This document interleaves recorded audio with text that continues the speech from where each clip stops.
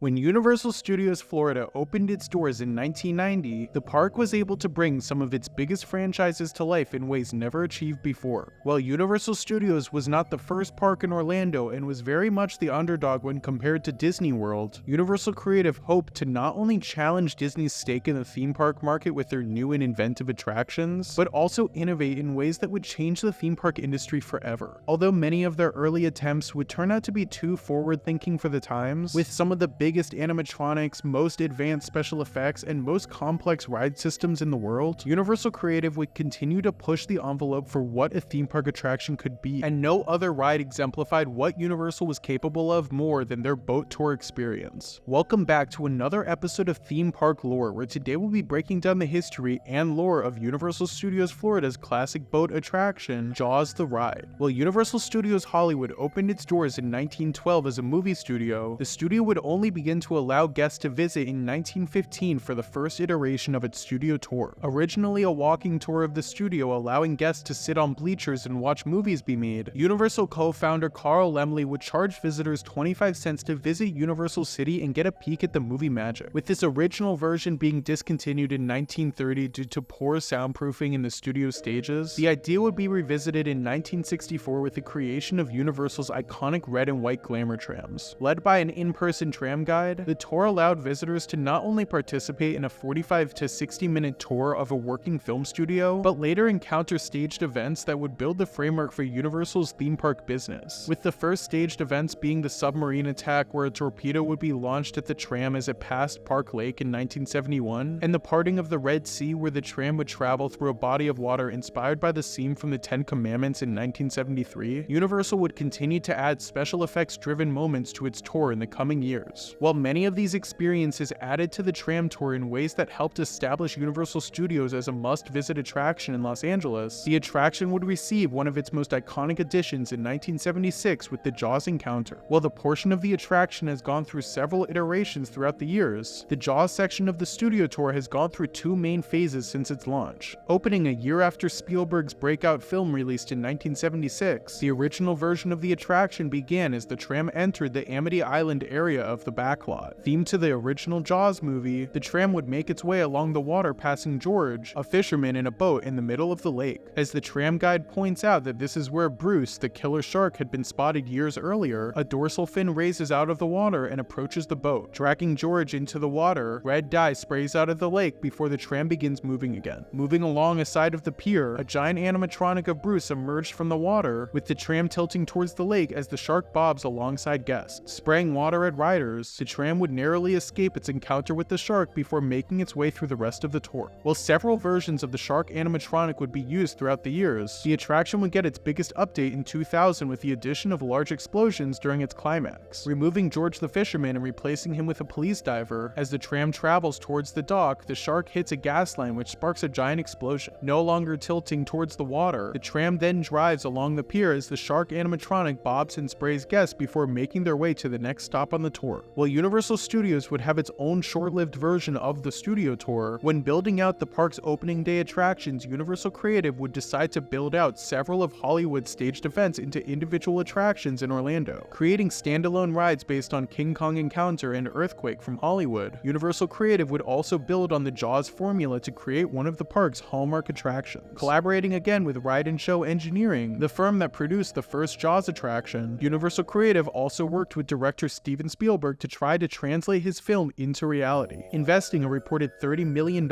into the attraction. Like many of Universal Studios Florida's opening day rides, Jaws faced a litany of challenges during its development, struggling to develop a mechanism that would allow the ride's giant shark animatronics to operate fluidly while being fully submerged in water. Ride and Show would be proved to be unequipped when tasked with such an enormous undertaking. With faulty animatronics often missing their cues, the ride would be inconsistent at best, but the attraction's original ending would prove to be one of its biggest problems. Modeled after the ending of the original film, Ride and Show attempted to recreate the shark's explosion in a way that could be repeated hundreds of times a day. By developing a contraption that simulated an underwater explosion, fake pieces of the shark would shoot out of the water along with red dye during the attraction's climax. In order to reset before the next boat arrived, a submerged collector would suck the shark pieces back into the launching mechanism so it could explode on the attraction's next cycle. Alongside complications in syncing giant animatronics with moving moving ride vehicles, the original version of Jaws would close only 2.5 months after the park's opening to undergo a complete overhaul. After successfully suing Ride and Show Engineering for what Universal claimed to be shoddy workmanship and faulty mechanics, the company would bring in Totally Fun Company, iTech Entertainment, Intamin, and Oceaneering International to take the groundwork of the attraction and build something that could hopefully last, completely replacing both the scene of the shark biting the rider's boat as well as the attraction's explosive finale. The overhaul would allegedly cost $40 million more and take 3 years to build, with it reopening in spring of 1993. Located in the Amity area of Universal Studios Florida, guests would enter the attraction at the Captain Jake's Amity Boat Tours shack. As guests make their way through a queue, a video plays broadcasting Amity's local news station. Through news segments, the background for the attraction's story is laid out similarly to many other Universal attractions of the time, with the film existing in universe as opposed to dropping you in the middle of the action. Having received a surge in tourism after the events that inspired Spielberg's Jaws film, local resident Jake Grundy decided to make his own boat tour that would take guests through the locales of the area's original shark attacks. After walking through the boathouses, guests would make their way through the loading dock where they would board one of Captain Jake's boats, where they were greeted by their skipper. After being told that sharks hadn't been seen in Amity for years and they were protected by the skipper's 40mm grenade launchers, the boat would leave the dock and guests would begin their tour of Amity's waters. Moving along the track, the boat has a prop wheel that the guide can use to act like they are steering the boat, but utilize diesel engines that are used to move the ride vehicle's hydraulic motors. As the skipper shows riders houses of characters from the film as well as Amity's shops and stores, the boat has to be rerouted from the tour as the skipper answers a distress call. After the call suddenly ends, guests pass the sunken remains of the boat that was in trouble before the film's iconic theme starts to play. Noticing a dorsal fin moving towards the boat, the skipper attempts to shoot the moving shark with the grenade launcher before moving the vehicle into the boathouse. While an earlier version of the attraction showed the shark animatronic bursting through the wall of the boathouse, when the attraction was reworked, the scene changed to knock items off the wall. With the boat stalling out in the dark, barrels of water are knocked over, splashing riders before another shark animatronic raises out of the water. Finally starting the boat back up, guests narrowly miss being attacked by the shark as they exit the boathouse and make their way into the next scene. Being jolted by the shark again raising out of the water, the skipper misfires the grenade launcher and blows up a nearby gas dock. Wanting to make the pyrotechnics as big as possible, heat would radiate onto riders so much that guests would often complain that they had been burned by the effect. Driving away from the explosion, the skipper takes guests into the next scene and warns them of the upcoming high-voltage barge. Spotting the shark's fin again, the skipper takes out the grenade launcher, missing as the shark bites down on an exposed electrical wire, referencing the climax of Jaws 2. Now electrocuted, the skipper is finally able to shoot the shark, finishing it off and guiding the tour boat back to the loading dock. Opening originally with the park on June 7, 1990, Jaws the ride was immediately a standout for Universal Studios Orlando that was sadly met with a myriad of technical challenges, with the attraction remaining mostly closed for its first 2.5 months of operation. When the ride was open, many of the effects didn't work, leading to a negative experience for most. While many riders that experienced the attraction's first iteration left the ride feeling let down, none experienced a more immersive experience than the 39-year-old man who fell off the boat after one of the ride's railings allegedly broke. Assuming the mishap was part of the ride, guests applauded as he was rescued from the water, and while there were no serious injuries, the incident occurred in one of the lake's 10-foot deep sections that housed some of the shark animatronics. Later suing Universal for $1 million, the accident along with the ride's challenges led to the 3-year closure and its rework. However, when the attraction eventually reopened in 1993, Jaws was met with acclaim for its fantastic events and immersive theming. Truly taking you into the world of Amity, Jaws the ride shined as one of Universal Studios Florida's greatest achievements and was a hallmark for the park for years. Later spawning a clone at Universal Studios Japan, the attraction remains open and maintained at Osaka's park. However, while Jaws lives on in both Hollywood and Japan, Universal Studios Florida would shutter the attraction 19 years after its reopening. Even with the attraction's retooling in the 90s, Jaws would continue to have problems in the years after its reopening. With its amount of special effects, reliance on a live cast member for each ride vehicle, and complex animatronics being fully submerged in water, Jaws proved to be difficult for Universal to maintain. This, along with each ride vehicle's reliance on petroleum gas, made the attraction an incredibly costly undertaking for IP that was now 37 years old. After the success of Islands of Adventure's Wizarding World of Harry Potter, Universal had finally succeeded at truly challenging Disney's stake in the theme park market. And with its sister park seeing a giant spike in attendance, it was only a matter of time until Harry Potter characters made their way into Florida's original park. With the problems the the attraction faced and the sheer amount of land the ride took up, Universal would decide to close both Jaws and the Amity area of Universal Studios Florida permanently on January 2nd, 2012. The area would be demolished in the months that followed and would quickly be built into the Wizarding World of Harry Potter, Diagon Alley in 2014. While the area's hallmark attraction, Escape from Gringotts, is a fantastic dark ride roller coaster, many miss Jaws and wish it was still represented at the Florida park. Building off of the blueprint that Disney laid with their Jungle Cruise attraction, as well as the experience on Hollywood's tram tour, Universal Creative was able to both translate the world of Amity into real life and create an unforgettable experience that remains many's favorite theme park attraction of all time. While E.T. Adventure is now the only opening day attraction that remains at Universal Studios Florida, attractions like Jaws alongside Confrontation and Earthquake prove that Universal Studios could be an incredible theme park and laid the groundwork for the juggernaut they are today. Let me know down in the comments what you think of Jaws the ride, and thank you so much for watching. Consider subscribing if you'd like to stick around for more theme park lore, and I'll see you in the next video.